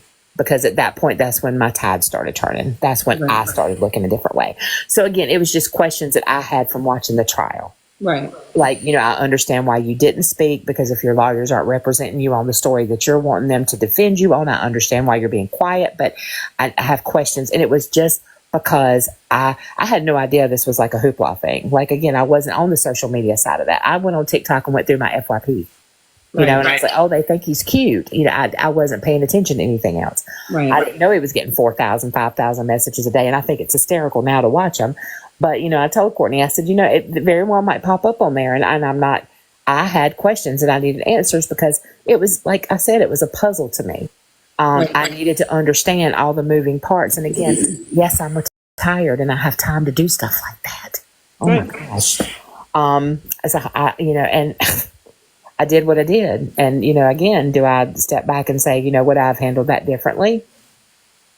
I don't think that I would have, because I wanted to know. And again, if more people were inquisitive and they challenged people in power and they challenged, because had that been my family member, me and Cape Coral Police, me and Fort Myers Police, we would have went at it. I'm just saying. Right. If I would have looked at that evidence going into trial, I was like, you realize you're giving them grounds for reasonable doubt, right? Right. And that's the truth of the matter is, That's the truth of the matter. Yeah. Because, all you have to do is do that. And you have to have one person, just one person. That has that cannot make a decision, and it's a complete, and I believe the word mistrial was thrown out a lot, and that they couldn't bring things in that happened that were relative to it, because again, that's the law. And had they been able to bring that stuff in there, it'd have been a cut and dry, but you're talking about somebody's life decided in 3 days. Yeah. I felt like it was a very gross negligence of justice. I don't think the judge should have been on the case, just between us and everybody in this room. I think he should have recused himself. There were many conflicts of interest there. I don't think it should have been held in the venue that it was held in.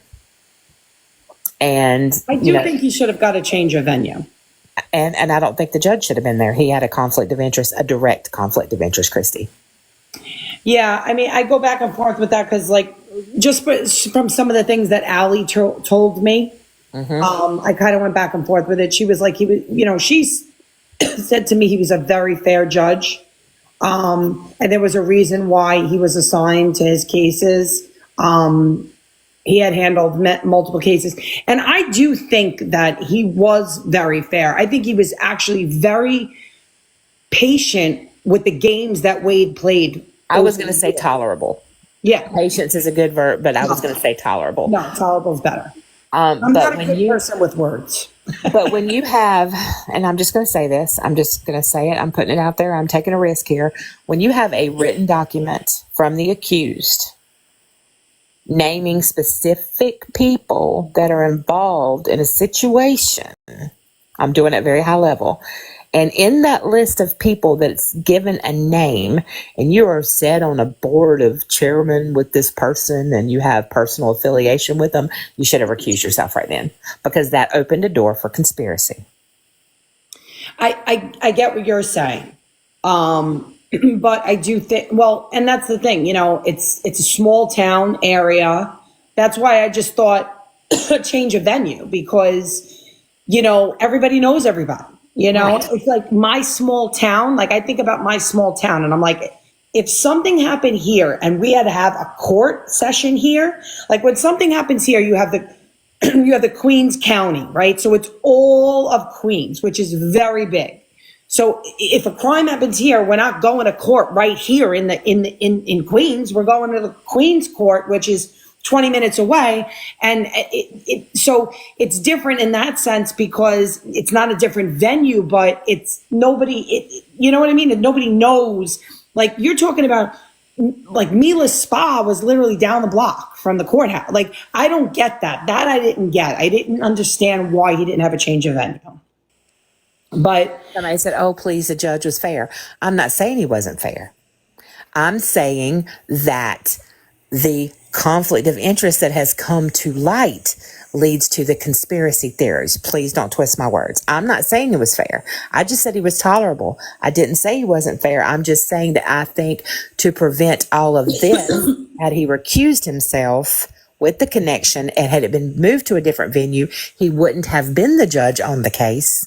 And then this could have been nipped in the bud and not become an issue.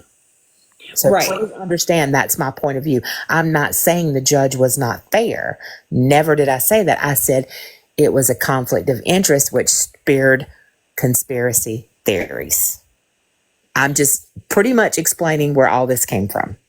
Because when I looked into it and into the state attorney general, they all had conflict of interest. It should have been moved to a different venue, which means there would have been a different judge. Somebody had said who asked for a change of venue. It would be his defensive attorneys, and I believe they ask and they were denied? You know what? I don't remember. I don't remember. Was it denied? I think they did, and I think it was denied. I'm almost positive that he brought up a change of venue in his letters, and whether or not they actually presented it, I don't know. But yeah, I don't know. But listen. I appreciate you being on. Oh yeah, I'm going to jump off very soon, but let's discuss what other cases you're looking into, because I'd love to. You have a good perspective on things. And so we're doing Micah Miller. So I'm going to probably do that Friday. And I'm from South Carolina, so I know that whole little route down there. Oh yeah. Oh yeah, I do. I forgot about that. So have you been following it? Right, that's right. So there's several. There's Kanika Jenkins. Okay, I haven't heard that one. And then there's Josh Altersberger, who's I'm working with now. However, he has. The difference between Josh and anybody else that I've ever dealt with is he admits full guilt. But again, it's a failure of the system from him being a child. And so he's also going up for a resentencing because he fell under that same kind of rule that Wade did as far as the timing of the DP. But that is who I deal with in Rayford. And I will say he's full of remorse. He prays for his victim every night. He prays for their family. He is not he does not act anything like the other one. But I have a whole list, and you mentioned it the other night, Kendrick, the boy that was found in the school mat. Yes, you're live. He's on my list. Jessica Chambers is on my list. I think there's more people involved with that. There's a lot of them. Yeah. So I'd love to have you come on again when we do, I have something called a pod club. Yes, pod club. I don't even know what pod club.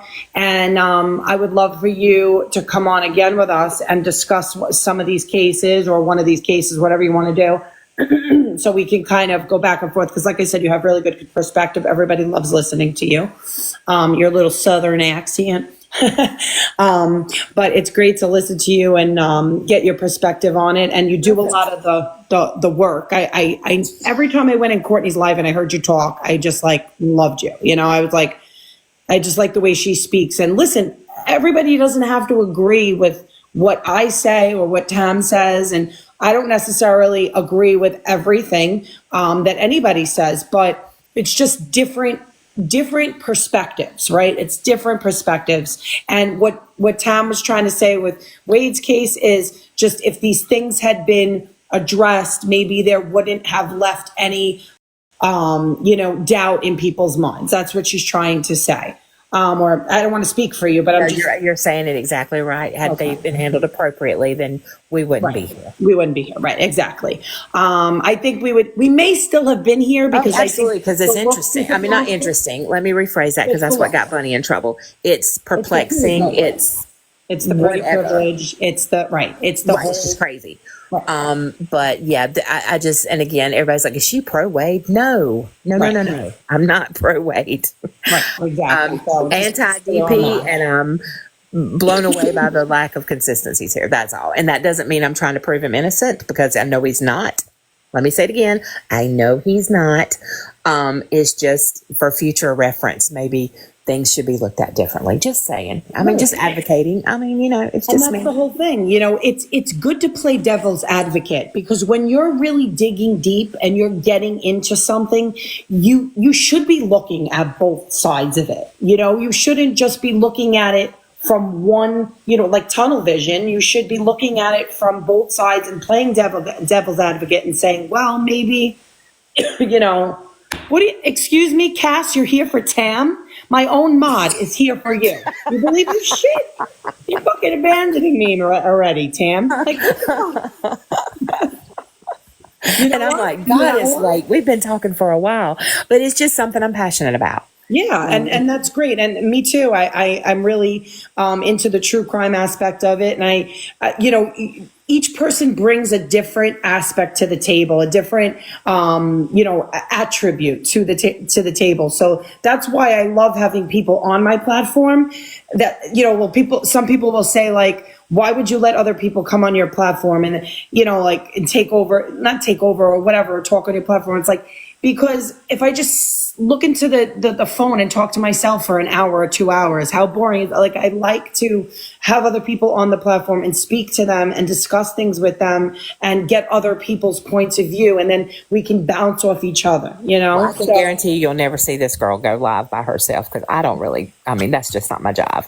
But we'll have to add my family members to your case so we can talk about how that went down as well. Oh yeah, for sure. That was also very, and took 3 years to get an arrest. So, there's just, and again, coming from that aspect of it and me living through this, and nobody should have to go through 3 murders in their lifetime, in their family, you guys. I've been 3 times. I'm like, okay, 3rd time, we're done. There's going to be no more. Yeah. But seeing how that all played out real time, being in the victim and the perpetrator's fields, it's really bizarre. And maybe that's why this is a hobby of mine. And I use hobby very loosely. It's something that interests me because of what I've lived through. So I take all this from personal experience, not just somebody who's, and I'm not saying that against you, Kristie, because I know what you do is great and what Griselda does is great, but I'm just not coming on here. And again, I did this all behind the scenes, you guys, for a long time before I even came forward. But it's just because of the position that I've been put in as a victim. As an advocate. Different experiences. I have different experiences. I have real-time, tangible experiences where I sat through court on both sides of that. And I can tell you it's very heart-wrenching to sit in a courtroom with the victim's children, just like Diane's children and Christine's family, and look at them and know that the person that is the reason that their loved ones are not here anymore. That is the most heart-wrenching, horrible thing that I have ever done. But again, I was there to support my family who believed in his innocence. And even though I did not, I had to sit across the courtroom from people who, very hard. It was very hard. And I understand everything Allie said, because I'm sorry. And they don't want to hear you're sorry. Sorry doesn't bring somebody back. Sorry doesn't take away what happened to that person. And that all that anger and hurt and heartbreak is just kind of expelled on you, because you are part of that family. Right. And I understand when she said that, man, I lost it. Like, I literally lost it and broke down, because I know that feeling. Mm-hmm. And you walk out holding your head low. But then I also know, sitting on the other side of the courtroom from the family of the woman who took my brother-in-law away from me. Right. I never blamed them.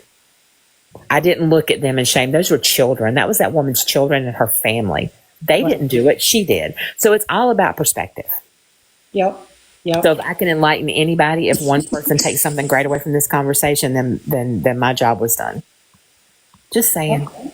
So, but I'm jumping off because it's after midnight and I need to go to sleep. But I love you so much, and we'll talk soon, okay? Yes, we will talk All right, soon. good night, everybody. Thanks for listening.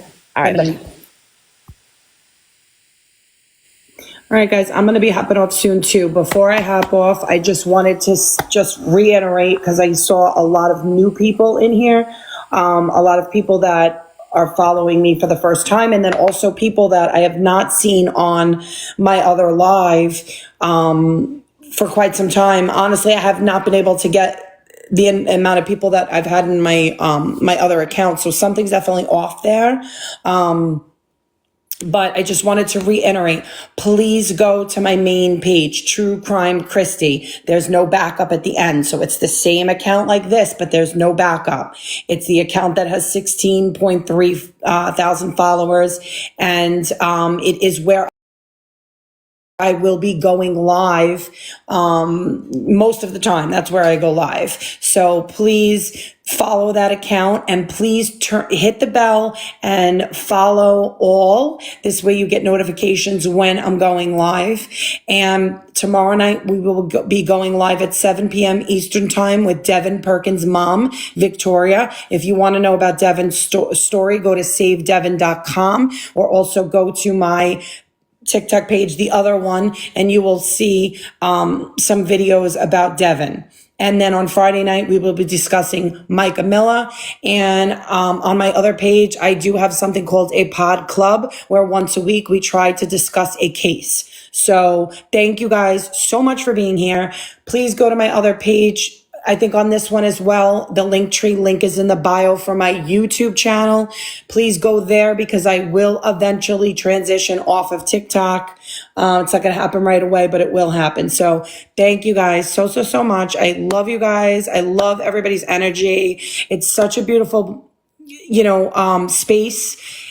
Having you guys in the chat, seeing all of you guys all the time, the same names, and just seeing the support that you guys give. And I just love you guys. I really do. And like, honestly, this is the best part of this whole thing. Like, if I had never made a single dollar, this is the best part of it. Like, it just meeting all you guys. I just love you guys. So anyway, thank you, Bayo. Thank you, Amanda, for coming. And we will be live tomorrow night at 7 p.m. Eastern Time. Love you guys. Good night.